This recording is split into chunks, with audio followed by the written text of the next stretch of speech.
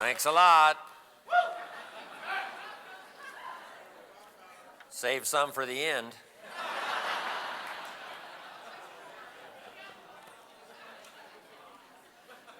Nice to see all of you. How many of you have never seen me before? This is your first time? Wow, big percentage. Well, I'm just delighted to be here. It's nice to be back. It says something to be invited back.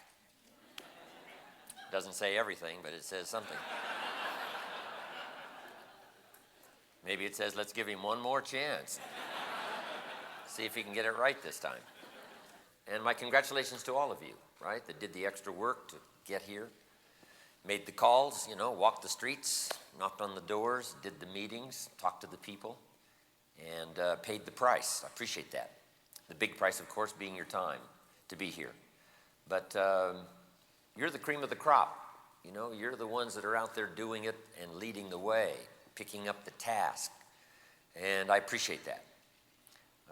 For someone like me, it's very exciting to have a chance to talk to a group like you because it is unquestionably the most fertile of mental soil in which to drop the seeds of ideas. And that's what I'm all about, taking the time to speak with people who care about themselves and care about the future and care about personal development and care about growing, and then who also care about reaching out, touching someone else and giving them a chance to walk the high road and pay a bit of price to cash in on an opportunity, and then take their friends and relatives, people they care about along with them, and make for themselves a better life for themselves and for their family and for the people they care about, their future. So, what a joy for me to have a chance to stop by and see if I can't bring some of my experience to bear on this occasion. You've already had plenty. I think if we wrapped it all up and went home, I think you've already had enough. A lady came up to me at the first break in my seminar not long ago, and she said, Mr. Rohn, I've already gotten my money's worth. And I said, well, you can still stay. Said, you don't have to just get your money's worth and leave. So I know you've gotten your money's worth and your time's worth already, so you could be out of here and still be well compensated for the time and money you've spent. But I appreciate you lingering here a little longer and letting me come by and add my testimonial along with adding a bit of my experience and see if I can't make this occasion of these few days valuable from my part. I just got back from Australia and New Zealand, and I'm on my way to South America. So I really just stopped by. I'm always just on my way somewhere. A couple of nights ago, I was also in Atlanta. Before that, Virginia Beach. And before that, I was in Sydney. 8 cities I covered in Australia and also New Zealand. And so I'm on a fast pace. And hopefully before the end of the year, getting to visit some other countries around the world. But what a joy it is to come by. And, the world will soon know what you're doing here.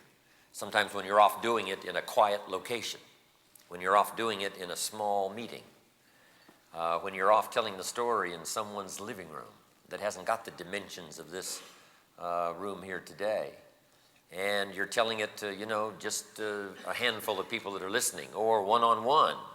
Sometimes it seems like, it's just a small part, but the opportunity to get together like this lets you know that whatever you're doing out there is a small part of something much bigger than you are, much bigger than I am, much bigger than all of us are combined. And that's what you want as far as the drama of your life is concerned, to be a part of something bigger than you are.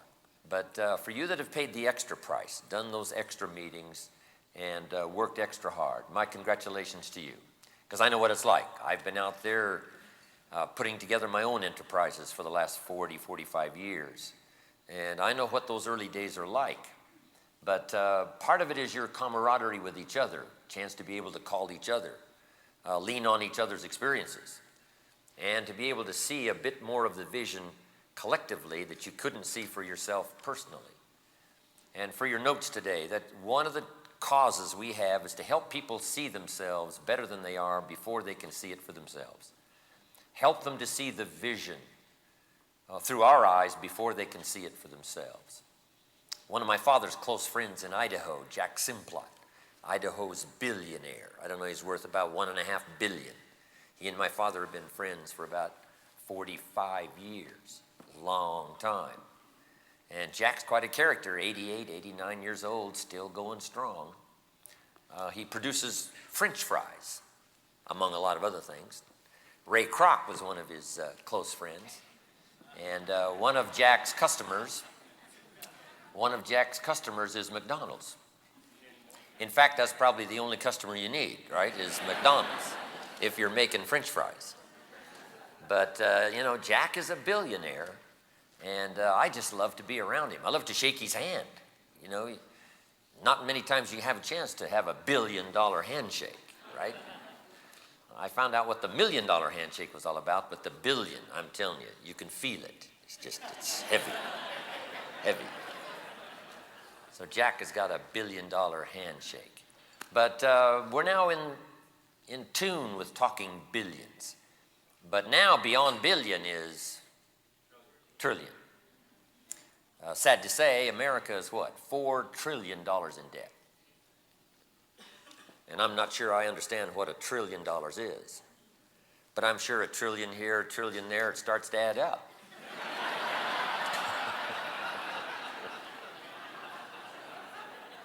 So, the government now is leading the way in using the word trillion. But one of these days, some company is going to move up in as we break into the 21st century, some company is going to break into that awesome, awesome number. I don't know how far it's going to be or who it's going to be or how big it's going to be, but the magic trillion. But whether it's trillion or whether it's billions or whether it's millions, opportunity was never greater. And I'd like to have you start your notes with this. My view of the 21st century. Number one, unprecedented opportunity. Unprecedented opportunity. Now that the walls have come tumbling down, communism is in disgrace. The two major questions that the philosophers have been wrestling with the last 6,000 years, here they are. Number one, what constitutes a good government? It's been the big debate among philosophers for the last 6,000 years. How best to govern the people? Hitler said, I've got it, right? A master race to run the rest. And we found out how diabolical that was, right? Took 50 million lives to get him stopped and to get his fingers from around our throat.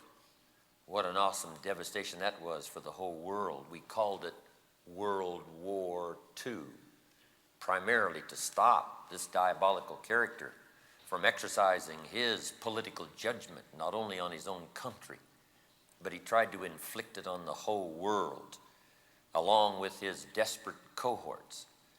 And what a bloody conflict that was, as the dark shadows of night passed over us for about, 5 years. So, what form of government should we choose? Then communism comes along. Stalin says, we've got the answer. Capital belongs in the hands of the state, not the people. People are too dumb and stupid to know what to do with capital. Capital must be given to the state, the all-wise, all-knowing state. And let the state run everything. Let the dumb people show up for their work assignment.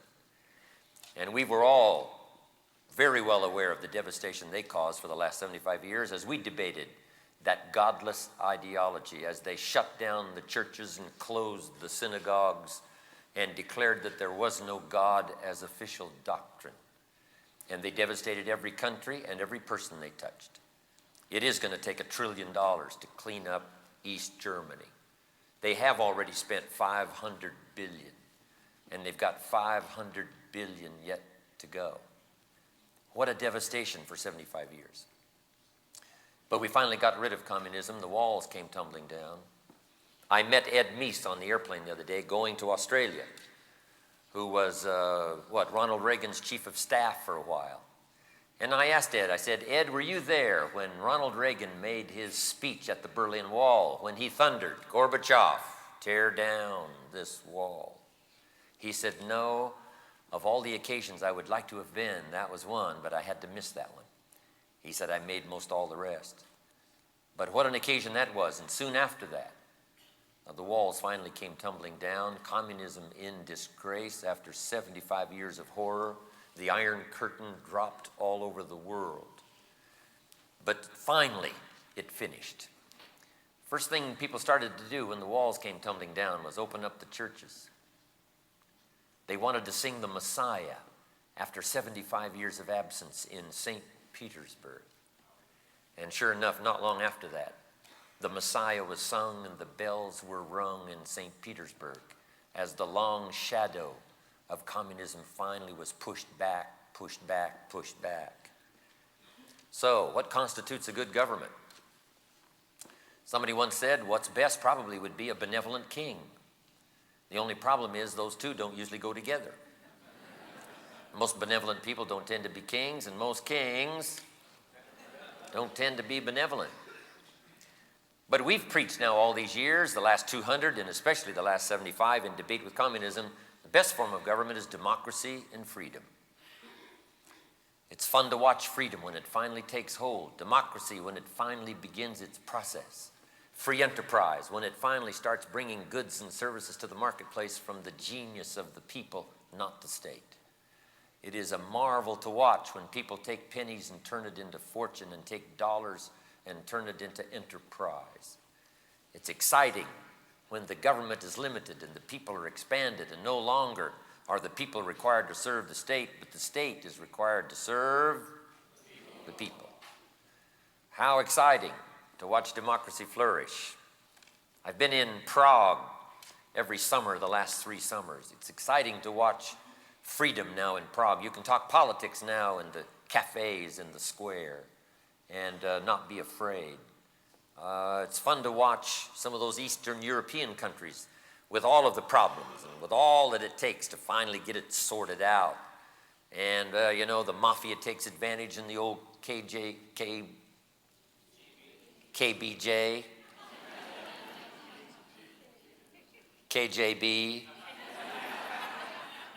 What is it? KBG.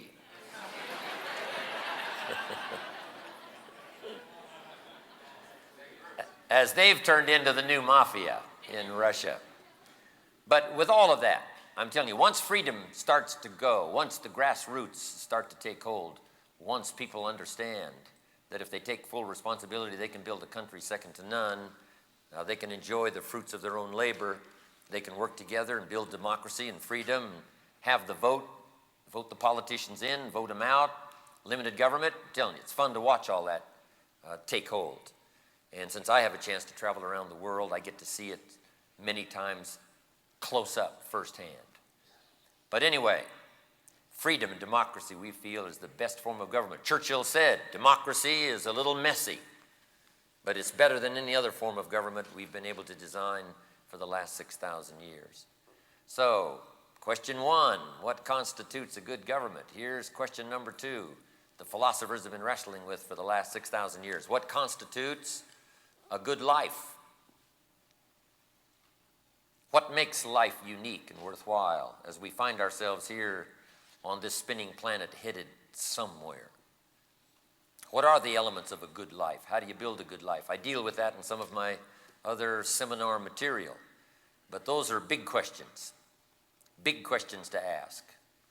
What constitutes a good government? What constitutes a good life? But in the 21st century, my opinion, there's going to be expanded opportunity as democracy has now taken hold around the world. I'm off to South America to see some more of it next month. Mexico City, with all of the challenges. I'm telling you, once the air blows clean and there's a chance for people to take charge of their own lives and their own destinies and put together the capital of their lives, the capital of their time, the capital of their money, and the capital of their ideas, blended together with others to build enterprise and build a community and build a state and then build a country. I'm telling you, it starts to work wonders. But next century, 21, number 1 is going to be unprecedented opportunity. But here's number 2, keen competition. But that should whet the appetite of everyone in this room. Keen competition. Competition, we're ready for competition. The nations are going to compete. Ideologies are going to compete. Communism still wants to rear its ugly head. Socialism still wants to pronounce, no, no, no. The people aren't competent enough to run their own destiny. They need bigger and bigger and bigger government. The ideologies are going to compete in the 21st century. Countries are going to compete. Industries are going to compete. But that's what's going to make a healthy chance to build the dynamics of the 21st century. And if we can hold back from the insanity of an atomic holocaust, which it looks like we've done the last few years, backing away from the abyss, I think we've got a pretty good chance. At least I'm telling my grandchildren and my children that the chances were probably never better. Now, the dangers are not that far away, but the chances were never better for reason to prevail and for opportunity to be spread around the world among 5 to 6 billion people that inhabit the globe. We've got the best chance. Now, it doesn't mean that we're not going to blow it, but at least we've got a chance. Here's a unique thing about the beginning of the 21st century. We haven't messed it up yet. That's the unique part about waking up in the morning. Here's what you want to do is get up early, right? Be thankful in the early part of the day that you haven't messed it up yet. You've got a clean day to write a clean script, a chance to correct some mistakes of the past, a chance to capture some vision of the future, and a chance to write some real script about life, your life, and enterprise, and your participation as you march on down the road. So we've got a chance, 21st century. We've got a chance the next millennium. We've got a chance the next decade. And here's what I'd like to have you consider: getting ready the next 4.5 years for the 21st century. That's what part of this proceedings is all about. Not just to build a company, not just to build an enterprise here, but for all of us to get ready with our families and with the people we care about to march with confident steps into the 21st century. So that's what we're here about. That's why we want to learn. That's why we want to study. That's why we want to grow. And that's why we want to take the time to sharpen our pencils, open up our journals, and one more time, listen intently to the testimonials. Listen intently to each other. Listen intently to the conversations. Listen intently to what's delivered at this podium. Listen intently to see if we can't hear the call, to see if we can't hear the refinement of ideas that can help shape our lives for the future. So I'm just delighted to be here. This is a strategic moment in time in this young company's history. It's a strategic moment in the world. It's a strategic moment in history. And if you can capture the essence of the moment, the drama of life as it now touches you, and some of us have been participating for a while, right? I got some gray hair to prove I've been here for a while. But we've got a while to go. But here we are at the wind-up of one century and the beginning of another. Also at the launch of a new enterprise, a new company, a new vision, a new chance, a new opportunity, some new products, some new ideas, some refinement. And you've gotten caught up in an early drama here of a company that's on the march and that's on the move. I'm sure you can sense that. Sometimes people can't get a sense of it until the time has passed and they have a chance to look back. But then there are those special people, and I would assume that you are those special people that haven't just looked back, but you've been looking forward, and you've been able to say, I think I have dropped in at the right time. I think I have made contact with the right people at the right time for the right moment at the right part of the century, the right piece of the industry, and I'm sure that that's why you're here. You have that sense that if all goes well, and be the good Lord willing, and we do our job well, if circumstances will smile upon us, if life will give us a chance as life has given others a chance, we will do the right things with this opportunity. We will do the right things about our own lives and our family. We will do the right things about the gifts that we have and the information that we've got, and we will wisely weave that like a fabric of future, and we'll start doing it better and better every day. That's what this meeting is all about. And that's why I'm glad I was invited to come by here and participate in that. I call this high drama. You know, I have a chance to travel around the world, and there are some times when I have a chance to participate in what's called high drama. And as I got here last night and heard the buzz and met some of the people, had a chance to slip away and rest a little bit, I couldn't wait to get here today and be a part of all of this, to look into your faces with keen interest, to watch your response with more interest, and to see if I couldn't blend a bit of my talent with yours and use this occasion to gather up ourselves, our gifts, and gather up this idea and this cause and see if we couldn't move it along the way so that very soon we'll be able to look back and say, what an extraordinary bit of time this has been. What an extraordinary first year. What an extraordinary couple of years. As this drama touched our lives, we said yes. We started participating. We rolled up our sleeves. We went to work. We put in the time. We put in the effort to see if we couldn't blend our spirit with others and make it something unusual and make it powerful. Destiny is here.